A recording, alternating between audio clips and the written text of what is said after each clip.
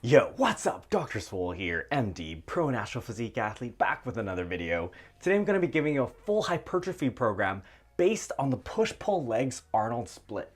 This is a unique hybrid program that brings together the Arnold Split and push-pull legs in a 6-day program. And I am covering this program by popular request. First of all, let's talk about this split. Push-pull legs separates your body into 3 days. On push day, you're training muscles involved in pushing movements like your chest, shoulders, and triceps. On your pull day, you train muscles involved in pulling movements like your back and your biceps. And on leg day, you train your quads, hamstrings, glutes, and calves. The Arnold Split also divides your body up into 3 days, but it's a little bit different. On day 1, you have chest and back training, then shoulders and arms, and then legs. They are both typically best run in a 6-day setup, but in this split, we're actually taking 3 days of each and putting them together in the week. This will have some interesting consequences that we'll see in a bit. This is going to be a unique program, including some special modifications to the split that I've made to make it better. The program is set with moderate volume, so well designed for an intermediate and beyond. We'll start off with a program walkthrough where I go through everything you need to know to run the program, including exercises, sets, and reps.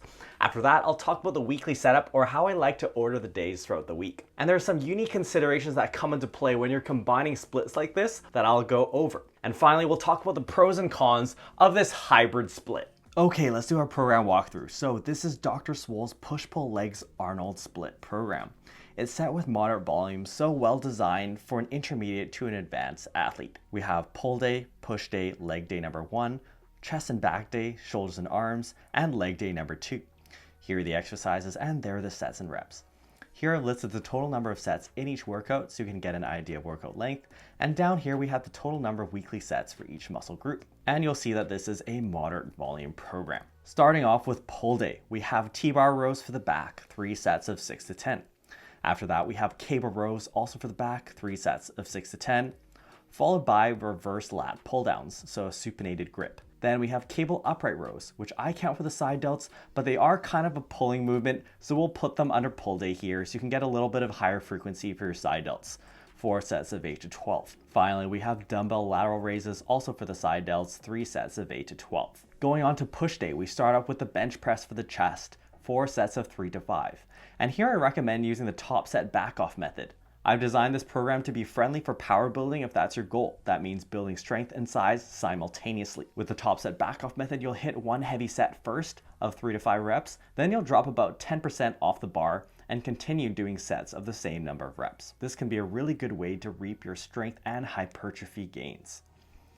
Then we have machine flies for the chest, 3 sets of 10 to 15. Following that, we have cable press downs for the triceps, 3 sets of 8 to 12. And you can superset these with cable lateral raises for the side delts, 3 sets of 10 to 15. Next, we have hammer curls for the biceps, 3 sets of 6 to 10. And machine preacher curls also for the biceps, 2 sets of 8 to 12. Now you're starting to see some of the modifications that I've made to this split. I've swapped my bicep training with some of my side delt training between pull and push days. This gives us a few powerful benefits. First of all, it allows us to train our biceps when they're fresh. Typically on a pull day, biceps will come after your back training. Biceps do get used secondarily in your pulling movements. And if you start off your bicep training when they're fatigued already, you won't be able to lift as much weight and you won't get as much of a productive workout for them. And I think this is one of the big downfalls of the push-pull leg split. But by putting curls onto the next day, we get to train them when they're relatively fresh in the day. Also, this allows us to increase our frequency of side delt training. By splitting up our side delt training over more days, we're able to fit in more volume. And I think a lot of you do have weak side delts and you're not doing enough. Okay, next we have leg day number 1 and we kick it off with a squat for the quads. 5 sets of 3 to 5. And again, I recommend using the top set back off method here. We follow this with paused deadlifts for the glutes and hamstrings. 6 sets of 3. Here I recommend pausing for about a second, 2 inches off the floor. And I'll note here that you want to keep the rest periods for these relatively short. Then we have Bulgarian split squats, which I count for quads and glutes and hamstrings, 2 sets of 8 to 12. Then leg extensions for the quads, 2 sets of 12 to 20. And finally, single leg calf raises for the calves, 5 sets of 8 to 12. Next up, we move into our Arnold Split segment. So we start off with chest and back. Weighted chin-ups for the back, 3 sets of 6 to 10. Following that, we have incline machine bench press for the chest, 3 sets of 8 to 12. Then we have cable rows for the back, 3 sets of 10 to 15. You'll notice that we're using cable rows twice in the week, and when they come up the second time, we change up the rep ranges. Next, we have cable flies for the chest, 3 sets of 12 to 20, followed by lat prayers for the back, 2 sets of 12 to 20. These are basically straight arm pull downs with a slight technical modification. As you bring the cable down, you will slightly straighten at the hip, and this will allow you to maximize your use of the tension curve on the cable. That is, you'll be able to maintain tension on your lats throughout the entire movement. Finally, we have cable upright rows for the side delts, 3 sets of 12 to 20. Again here, I've stolen some of our side delt work off of shoulders and arms day to put onto chest and back day. This helps to even out the length of the days while also giving you more volume and frequency for your side delts. Now, shoulders and arms day. We start off with barbell overhead press, 3 sets of 5 to 8, followed by close grip bench press, which I count for the chest, and triceps, 4 sets of 6 to 10. And I suggest you also try the top set back off method on these movements. Then we have lying bicep curls for the biceps, 3 sets of 6 to 10. Note that you can superset your close grip bench press and your lying bicep curls. Followed by overhead cable extensions for the triceps, 3 sets of 12 to 20. You can superset your overhead cable extension with cable curls for the biceps, 2 sets of 10 to 15. I think Antagonist Supersets work really well, and it's one of the nice things about the Arnold Split. Your chest and back days and shoulder and arm days are well set up for Antagonist Supersets. They're especially nice because while you're training your biceps, for example, your triceps are forced to rest. This way you can increase the efficiency of your workouts without sacrificing productivity. Finally, we have dumbbell lateral raises for the side delts, 3 sets of 12 to 20. Notice that in the second segment of our week, we move towards higher rep ranges and lighter weights. And this is something of a DUP programming strategy. If you're following one of my programs and you want some exercise substitution ideas, follow me on Instagram. My Instagram handle is @DrSwole, Dr_SWOLE, and then DM me exercise selection. I basically tell you all of my favorite exercises and which ones work well to swap with each other. Finally, let's go on to leg day number 2. Starting off, we have deadlifts, 3 sets of 3 to 5, and use the top set back off method. Then we have squats for the quads, 3 sets of 6 to 10. Following that, we have leg presses, also for the quads, 3 sets of 8 to 12, and then leg curls for the hamstrings, 3 sets of 10 to 15. Finally, we wrap things up with machine calf raises, 5 sets of 10 to 15. One of the cool things about the split, especially with the modifications I've made, is that you have a high frequency for your shoulder and arm training. Notice that our biceps actually get trained 4 times in the week.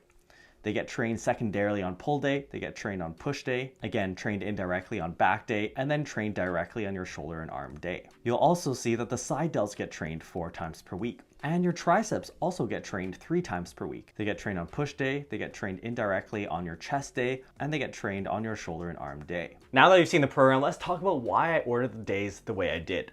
This program is set up as pull, push, legs, chest back, shoulders and arms, legs, and then rest. First of all, this program works best in a 6-day layout because it allows you to train each of your muscle groups with at least a twice per week frequency. Let's delve in a little bit to my reasoning for the order of the days. First of all, I like to separate my heavy back training and my leg training out as much as possible across the week. This is because these are the most fatiguing muscle groups to train. And you want to spread out your fatigue as much as possible for better fatigue distribution. This will allow you to get the most out of each of your workouts. Another thing I did was set it up so that your rest day comes after leg training. A tough leg workout can impact your productivity on the next day. You'll also see that I've tried to spread out my training for each muscle group as much as possible throughout the week. For example, your back training, your leg training, and your arm training is well spread out throughout the week. The only issue that comes into play with this split is chest. Your push day can get bunched up with your chest and back day. But you'll see that this is actually offset a little bit in the way that I've chosen my exercises. I've placed close grip bench press, which is an auxiliary chest movement, on my shoulders and arms day, counting it as a triceps movement. This actually allows me to spread out some of my chest training better throughout the week. Let's talk about the pros and cons of this hybrid push-pull legs Arnold split. Starting off with the pros.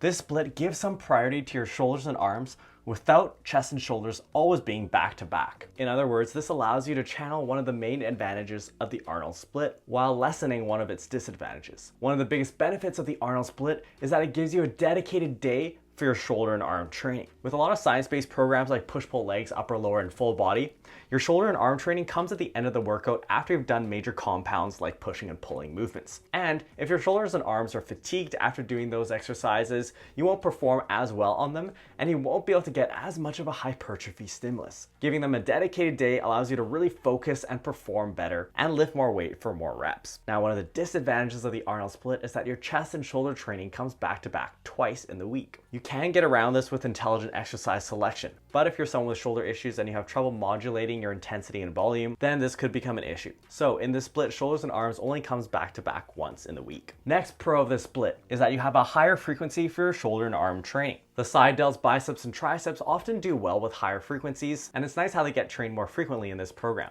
And you'll see that I made a few special modifications to this program to facilitate this. Finally, this split allows you to prioritize your accessory presses. Accessory presses like overhead press and close grip bench press often come after your main bench pressing movements. And it's nice to train the first in a dedicated workout on your shoulder and arms day. This can be especially useful if you're trying to bring up your bench. Okay, now let's talk about the cons of this program.